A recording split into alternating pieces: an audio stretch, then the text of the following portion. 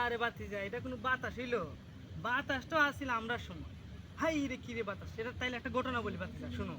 বলমু? বলেন। হ্যাঁ শুনো। আমরা সময় একবার এত জোরে বাতাস আইছে, কি রে বাতাস, হাই রে বাতাস রে বাতাস। আমি একদিন কি করছি জানো? তোমার দাদা আছে না, তোমার দাদা আমারে, আমরা একসাথে গেলাম এই কৃষি জমিতে গরু নিয়ে। তখন দেখছি বাতাস। তখন সময় তোমার দাদারা বললাম, বাবা তুমি তাড়াতাড়ি বাড়িতে যাও, আমি একলাই হাল চাষ করবো। এটা আমি আমার ছাড়া হবে না। আর তুমিও বুড়া হয়ে গেছো, বয়স হয়ে গেছে, তোমার কোনো সমস্যা হতে পারে, তুমি যাও, আমি একাই সব শেষ করবো। পরে কি করলাম, যে একাই আমি হাল চাষ করতেছি, আর যে বাতাস কি রে তুফান আইলো আমার পরে। আমি কি করলাম, লাঙ্গল দইরা ঝুলা রইলাম। শেষ পর্যন্ত আর আমার শেষ রক্ষা হইলো না, এমন বাতাস দিছে। কি কম বাতি যা, এই বাতাসে তো আমার উড়াই এনে একবার হুই সৌদি আরবের মরুভূমির মধ্যে ফেলাইছে, বুঝছো বাতি যা। আর আমি কই কি রে, গরম লাগতেছে হুট করে। পরে তাকায় দেখি যে না, আমি তো আসলে বাংলাদেশে, আমি তো আইয়া পড়ছি সৌদি আরব। এখন আমি কি করবো, এই সৌদি আরব আইয়া এখন ভাবলাম তাহলে দেশে কোন কাজ করে মুদিরা খাই।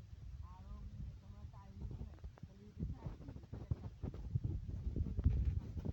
বলতো যে বাচ্চা কাজ টাজ করা লাগলাম।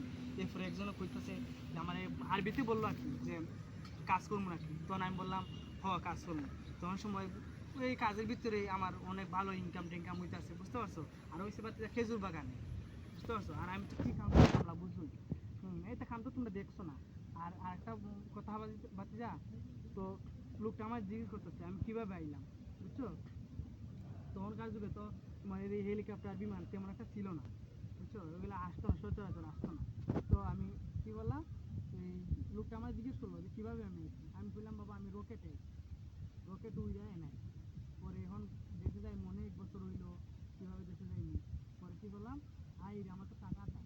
পরে আমি একটা বিমান নিজে দেখে কিনে নিচ্ছি, বুঝতে পারছো। একটা বিমান কিনছি কিনা, এই বিমান নিয়ে যখন আইলাম দেশের মাঝে, হায় রে মানুষ আর মানুষ, মানুষ আমার কি রে কেমন।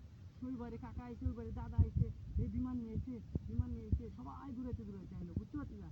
এইভাবে না আমার ওই বিদেশ জীবন, এইভাবে তো আমি বিদেশে গেছি গিয়া, টাকা দুটো ইনকাম করছি, আজকে এত টাকা পয়সার মালিক, বুঝছো। কিন্তু বাতি যা, দুঃখের ঘটনা কি জানো, তুমি কইতে পারো তাহলে কাকা এত সাই সম্পত্তি এগুলো গেল কই। এগুলো বাতি যা একদিন জোট বানাইছিল, আয়া পরে সম্পত্তি সহ সব উড়ে